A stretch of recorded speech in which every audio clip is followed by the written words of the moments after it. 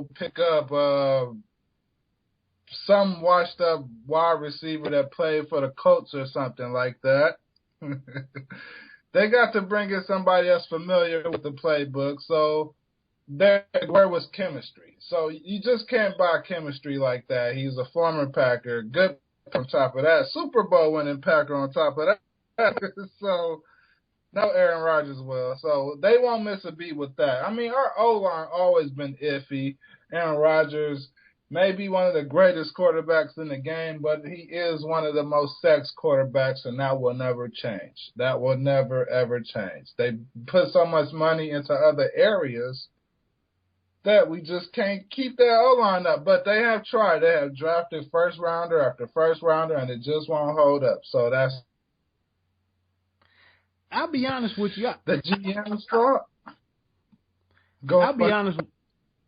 I was a little disappointed that just how boring the NFL can be, with the exception of my Redskins, who are more entertaining than Empire or Scandal. But I was really a little disappointed that Green Bay didn't give Randy Moss a look, man.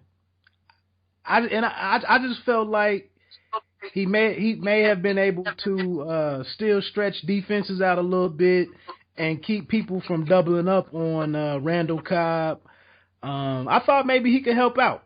But that's not what they do. They don't bring in distractions. I don't think Randy's a distraction at this point. Humbled or not, his name is a distraction. I get that, but like I said, that's the boring nature of the NFL. Nobody does anything out of the box except for the Raiders. I just thought it was a little boring myself. Well, the teams that do things outside the box is the teams that's panicking. Like, for instance, the Browns drafting Johnny Manziel. That's a panic move. I'm not going to argue with you there. Which is another team that you're in the state of that you won't go see. Nah, I'm not buying the Browns tickets. It's probably free. They might be. Now check this out. With you guys still, and Eddie Lacy is one of my favorite running backs in the league. Exactly. Number one team in the country when it comes to football, in my opinion, but whatever. Do you foresee Detroit or Minnesota possibly threatening, to contend in the NFC North? You think that's possible? They're contending with each other for the number 2 spot.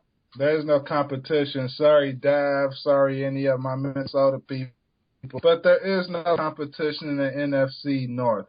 There hasn't been in decades, and there never will be.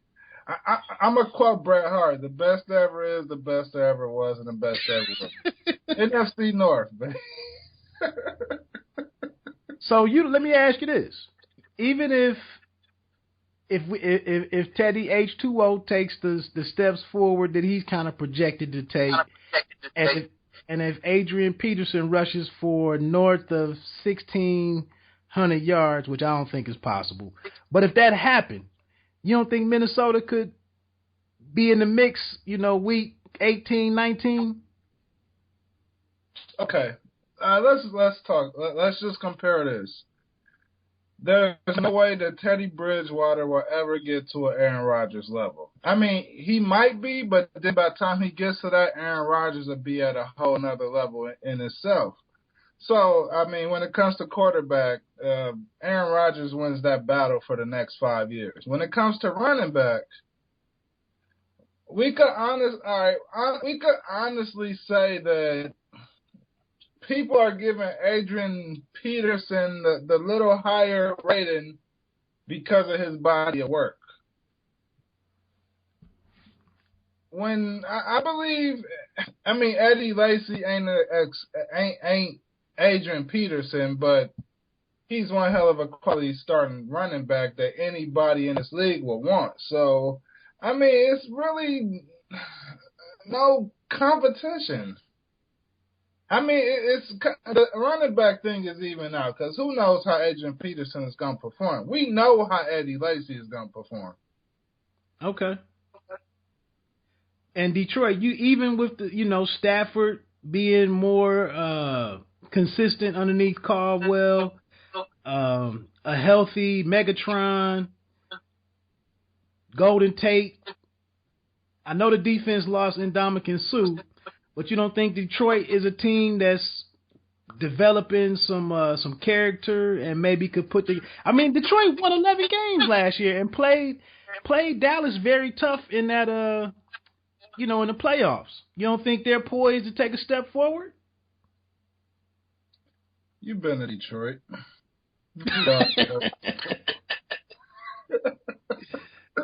We all know they can't afford to win. It's just no matter what can I say. Let's just say they got the worst. They got the worst fans in the world. They can't win. Well, let me come at you like this, man. Look how you guys get out. Look how you guys get out of the box, man. You're at Chicago, which isn't the biggest threat, but then you go Seattle, Kansas City, San Francisco is in disarray, but then the Chargers are in there. You guys got some names to open up those first 5 or 6, 7 games while you trying to put it together, with the new lineup. The biggest name is Seattle. San Diego goes 8-8 every season. So you don't Kansas think City, you don't think the prodigal son? You don't think the prodigal son? Who? Melvin Gordon returning back to the state of Wisconsin. You don't think that helps them out? It's gonna be one of those welcome to the league rookie moments. That's what it's gonna be. And I mean, the biggest threat is Seattle. That's one team we can't beat. This year we got San Francisco in California. Aaron Rodgers home, so I mean, all his family's gonna be there. Of course, he's gonna show up. It's warm weather too, so I mean, it's just. I mean, I hate to sound cocky, but I mean, I believe everybody knows there's no competition in NFC. Oh man, NFC North. Sorry, specify that for Dallas fans and everybody go hard on Twitter. It's no competition. You know this, man. I'm gonna have to disagree with you from the perspective that in year three or four. Wait, real quick. That sounds like a perfect plug. Check out my podcast on One Take Podcast. Agree to disagree, mostly every Sunday night. What were you disagreeing with again? I think the steps that Teddy Bridgewater could take in year 3 and 4 could really catapult him up there in that top tier, that top third, I'll say, of starting quarterbacks. Teddy good. I'm not saying I dislike Teddy. It's just he ended up in a division that really won't help his career out. Hey, it took Peyton Manning 9 years to make it happen. So it's gonna take Andrew Luck 9 years to make it happen. I'm not gonna argue with you on that. It's a lot of quarterbacks that's due before Teddy Bridgewater. Okay. So what you hit on something a little earlier that was like a bonus question that I had here, man. Obviously, I'm a fan of a losing team in Washington, a team that's in total disarray. It's okay. Change it around. And you went a little hard on my team. You went a little hard on them a couple of podcasts back. And had it been a live show, I probably would have tried to call in or tweet or something because I disagree with you 100%. But that's in the past. But my question to you, and you haven't had to worry about this in quite a long time, for the fans out there that are supporting perennial losers, is it at least easier to follow and support your team if your team has an elite quarterback or an up-and-coming quarterback, or if you have a great wide receiver core, or if you have a great running back, or you have a great defensive line? In other words, some aspect of the team is at least exceptional amongst his NFL peers? Does that make it easier to root for a team? I mean, a losing team.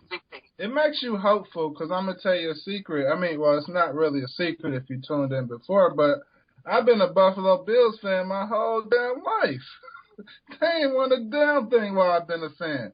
I just recently converted to being a Packer fan at 18 because as a child I wanted to go against the grain, and the only place I really got family is in Buffalo. So I adopted that team, and they lost every year. But let me help you out. But you know what? Let me just say this. You know why I go so hard on the Washington Redskins? Enlighten me. And we're going to go off course a little bit, and I apologize for this. But the reason I go so hard on the Washington Redskins, well, first off, the guest I had on is a big Washington fan, and he's a pretty cool guy. But I know you're listening, and every time I talk about the Washington Redskins, I just think about your podcast when y'all go at Greg Monroe for signing with the Milwaukee Bucks. I've been wanting to bring that up. When I came to your show, that was a mission of mine to bring that up.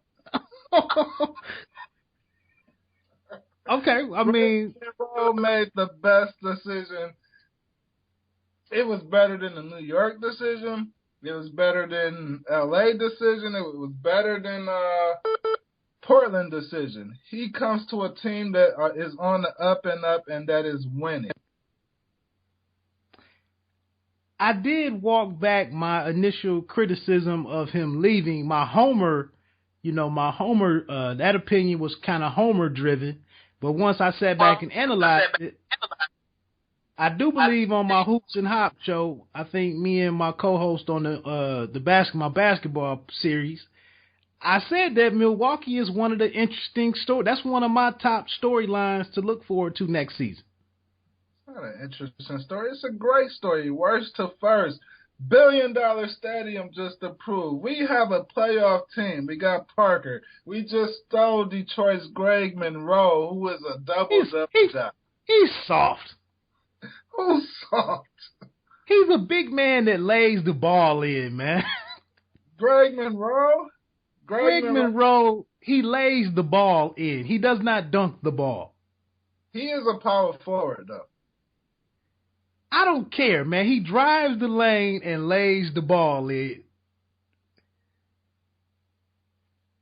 Now, his decision to come to Milwaukee, that was a playoff caliber team, is definitely looking up with Parker, Giannis, MCW, who I kind of disagree with, but whatever. But was that not a better option than going to New York? No, I totally agree. I mean, I thought it was very disrespectful for the majority of the year that the rumors were swirling that he was interested in being there. I can't argue with it. I mean, and I'll be honest with you. I was when LeBron and Melo came into the league, I was a Melo supporter as far as who was going to have the greater career. And at this point, I wouldn't go attach myself to Carmelo. I wouldn't play alongside him. Hey, in that draft, who I was a big supporter of, or because I was a Detroit fan? I was a big fan of Darko. Man, let's get back to the football. On that note,